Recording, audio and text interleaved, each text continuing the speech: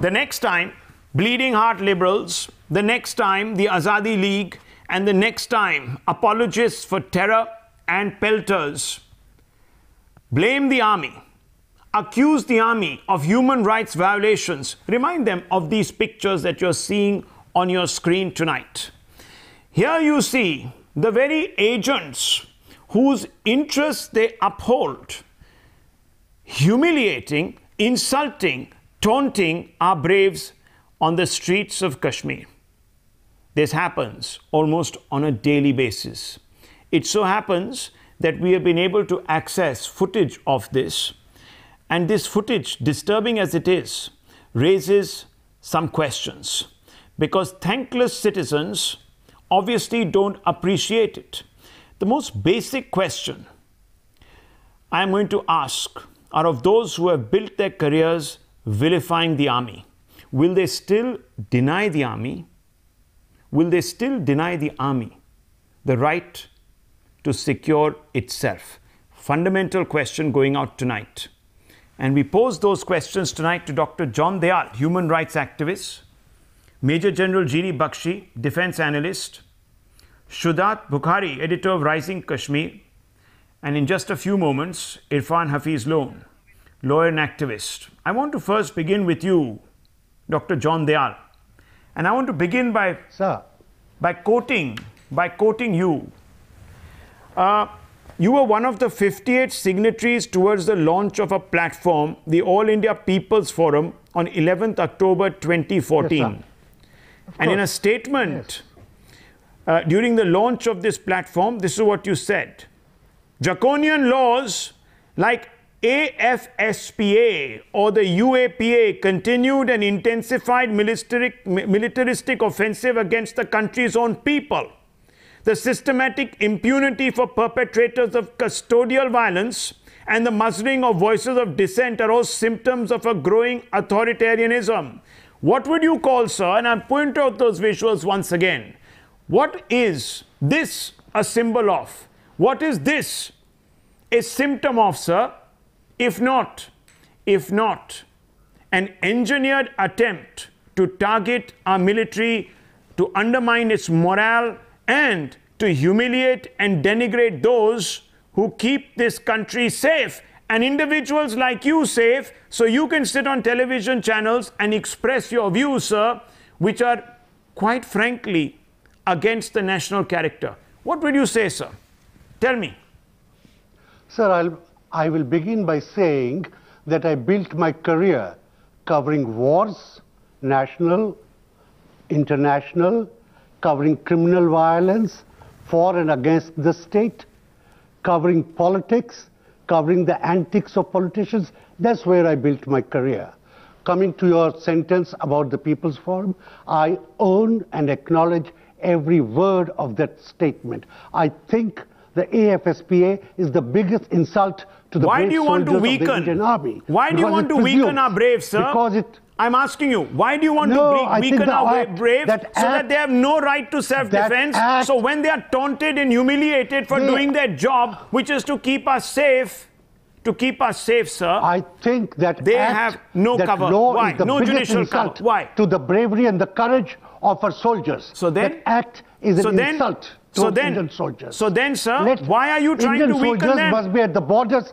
Their courage stems, sir, from the fact that they can freely exercise their authority in situations such as those. And I'll tell you, sir, that none of those Jawans turned around to even take a second of offense against the people who did this. That, sir, is their tolerance, and you vilify them continually. You want to strip them I of don't their... vilify them. No. You do. You do. The place of a soldier what do you call them? Is at the border. What do you mean to say? Intensified militaristic offensive against the country's own people? Do you think the army is a company of butchers? The army's correct place.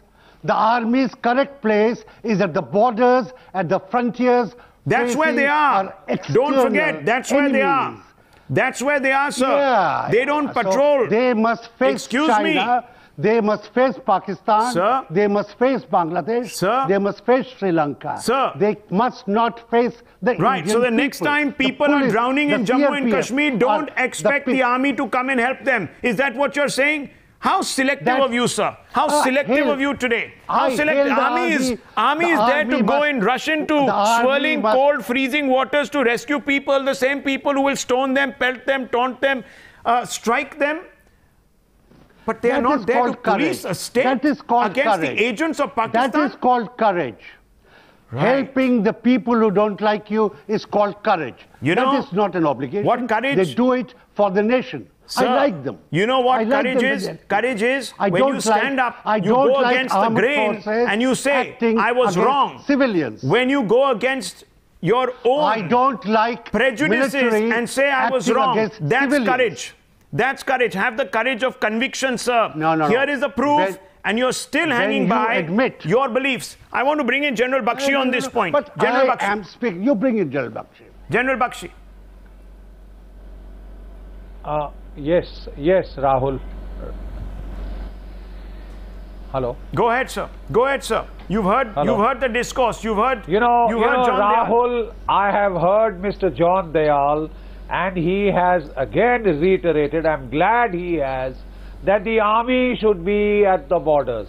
3 years back, Rahul, this thing hit the sky. You know, why is the army in the villages? From Kilo Force and Victor Force, our troops were denuded and they were sent to the LC as a result of the pressure mounted by this outcry, and Mr. John Dayal has just conceded that he was one of the people who pressurized. You know what happened? You created the space. You uncovered the deployment, and the Burhan Wanis came up in the same area. This is how this human rights brigades in India works. They create a lobby group, a pressure group to get the army out of particular areas, which are then free for all, for terrorists. Where did Burhan Wani arise? I'm sorry, John Dayal, you facilitated the rise of Burhan Wani and his cohorts. You ask it of the Home Ministry. You ask that of the current government in Kashmir. You mounted pressure, moral pressure on the Home Ministry. You mounted a campaign in the media to denigrate our boys, to reduce the grid density, and the troops were taken out, John Dayal. This is a country that is sensitive to public opinion, which I'm very sorry the likes of you try to mold against the armed forces. The same armed forces that you are now praising for their role. It is like the likes of you that force the government to put people in places where they don't have to be. You act according to your conscience. They were required to control the spread of terrorism in the hinterland of J&K. You, with this orchestrated campaign, got them moved out. You are responsible for the rise of Burhan Wani. You just owned up to it, John Dayal. You just owned up to it on television. Terrorism does not arise just like that. Terrorism doesn't arise? When you uncover the area, it doesn't arise just like that. Run to the terrorists. Yes, John Dayal, it is paid for. Terrorism is paid for, it is funded. There are individuals who are picked up and trained. You're absolutely right. And I hope you're not going to say, oh, these are some disaffected youth who are running around aggrieved at the idea of India. Because if they were, sir, they wouldn't be participating. They wouldn't be participating in a democratic process. And these horrible separatists would not actually be at gunpoint trying to keep people away from the booth. If they had the guts, if they had the courage of their conviction, they would just issue a call and see what happens, because they have done so in the past several times. These separatists have issued boycott calls, and I will tell you the figures from the last assembly election, which peaked at beyond 70%. So this time they took out their guns and they said, we will burn, we will shoot, we will absolutely annihilate democracy, and they've had to do it at gunpoint because there was no option. So don't give us this poppycock, sir, about alienated youth, because it is funded alienation. It is funded propaganda of Pakistan, sir, which we see on the streets, and you have allowed it. You have allowed it. General Bakshi, please explain. please explain to the Right Honourable John Dayal. Are you accusing me of Pakistani funding? Well, I'm not accusing you. I take funds from I am not accusing you. I am accusing you of becoming a better Pakistan. You take back those words. You take back those words. I don't take a naira from anyone. I am not accusing you, sir. Don't twist my words. John Dayal, listen. Do not twist my words, sir. You are abetting in an unholy nexus. You take them back, you replay them. Your point of view is only emboldening those who fund by the government of India, let me tell you, or by the government of Pakistan or any other government. I'm not accusing you of that. Don't twist my words. Don't turn yourself into the victim. The real victims are the men in khaki who are fighting a thankless war there against terrorists. I am not a victim. And they are being abused. They are being abused by individuals like you who want to burnish their human rights credentials. I have the courage to face you here, John Dayal, any other please put your hand on your heart. Sir. John Dayal, please put your hand on your heart. Here it is. Tell me. And tell me. Here it is. Tell me. Can any civilian walk up to a bobby on the streets of London and kick him and punch him? An officer, a public officer on public duty? Can you do that? It is a crime in London. It is a crime in Washington. It is a crime in Istanbul. It is a crime in Islamabad. That is precisely what you are saying. Everywhere. That is precisely what you are saying. It should be crime everywhere. It is a crime everywhere. Then why is it not a crime in Jammu and Kashmir? Why have you not spoken out against it? It is a crime in India. That boy who was kicked. It is a crime in India. Does he not have a crime in India. Does he not have children? What do you think happens to them when they watch their father being kicked and abused on national television? Have you... listen to me, General. Listen to me. I speak out when I see soldiers punched. I speak out when I see civilians shot. I speak out when I see soldiers cry for food or for good uniform. I speak. Therefore, I'm an activist. I am not in the pay of anyone, least of all of the government of India. John Dayal. John Dayal. Sir, I put my hand. Now you put your hand. Let me tell you. General, you put your hand on your shoulder. You put your hand. General, I would like to say to you, John Dayal, that I'm sorry. I would say that you are selective.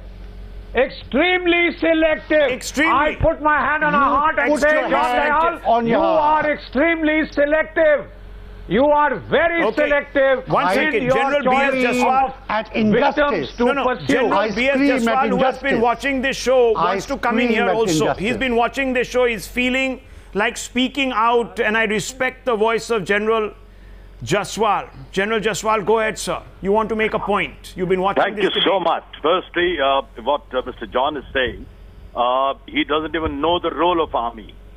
The primary role is to protect the national integrity against external aggression. Earlier it was internal aggression, later on became internal disturbance in 1978. Coming to the point of restraint. Yes, sir. Yes. Let's not glorify restraint. The restraint word is very emotive. It is up to a point. And I will go a step forward. That like nationalism. section commander who was there, the platoon commander, he should be charged with cowardice for not reacting. Anyone holding the uniform or manhandling a person in uniform, it's a crime. You want this man to exercise restraint, get stripped, get lynched, and then you say, oh, he exercised restraint? Let's not blunt the sword arm of this nation. Please, for heaven's sake, this man should have turned around massacre civilians? and he should have fired just to protect the dignity of a person who's in line of duty. I don't know what pleasure, what to call people. But you are firing. You're taking army, you people are firing. I think, John Dayal, you need to go there. You need to wear a helmet. You need to actually stand on the streets of Jammu and Kashmir when hundreds of rocks are coming straight at you. And I will ask you what restraint you're going to demonstrate. You will be out of that place in a flash. That's what you will be. 1 second. One second. I want to bring in. I want to bring in. One second. I have been a reporter covering wars. Yes, sir. Shujat Bukhari. I covered Sri Lanka. I covered Beirut. Then if you were, you understand then the situation. Shujat Bukhari, after this video, will you apologize, sir? 1 second. Shujat Bukhari, after seeing this video, will you apologize for wanting to seek the withdrawal of cover for our armed forces? Will you apologize for campaigning to blunt the sword arm of this nation? Simple question to you tonight. What's the question about? Will you apologize for campaigning? Why are you asking me to apologize? For campaigning. Why are you asking me to weaken apologize? the forces. I'm asking you. Why are you asking me to apologize? I'm a journalist, and you should put a straight question. I'm asking you a straight question. Apologize for the views that you have held in the past. No, I don't take this. No, I don't take this question. Just ask me a question. If you have a question, I am happy to answer. I'm asking you a question. First and foremost, will you apologize for demanding the lifting of cover, which allows our armed forces to carry out their duty without fear or favor? Simple question. What is so complicated? Why? Why not? Why not? Because you are taking an isolated incident which happened on Sunday in Budgaon while elections were. Let me speak. If you allow me to speak. First and foremost thing is that there has been debate going on for 20 minutes, and now you are bringing me into the debate. If you have to ask me a question. See, if you have to ask me a question, allow me to speak and tell your panelists to not to speak when I am speaking. Get on with the point. How are you calling it isolated? How many Jawans have died, sir, in the last 25 years in Jammu and Kashmir? Can you give me that number? Can you give me that number? Rahul, just allow me to speak. If Don't you want, talk about isolated incidents. If you want me to speak, I want you to apologize. I have been on this channel. I want you to apologize after seeing this video. But you don't allow me to speak. If you allow me to speak, I'll speak. This is not a courtroom.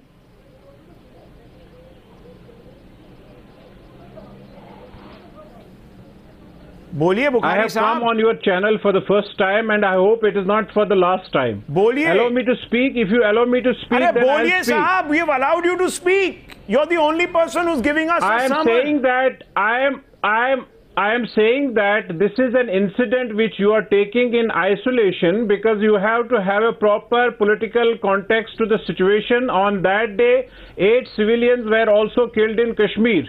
And the gentleman who was comparing Kashmir with London, saying that nobody is being heckled like this in London, he must know that there is no Armed Forces Special Powers Act in London. I mean, it's a conflict situation. I mean, 8 people were killed on the same day. And, I hope you know that. And in this video, you can also see, and in this video, you can also see that there were some other people also who were helping that Jawan. Mr. Bukhari, incident which I don't know what more to say. You have to. I don't know what to say. Incident in the total. I cannot believe that you are today comparing. You are today comparing outrages. I don't know what to say to you. I'm just taking a short break. I'll be back to you. I'll be back to you in just a couple of minutes. I'm taking a short break. We'll just return. Don't go away. Mr. Bukhari, you have 1 minute to explain why you disagree with the stand that we've taken here on Times Now.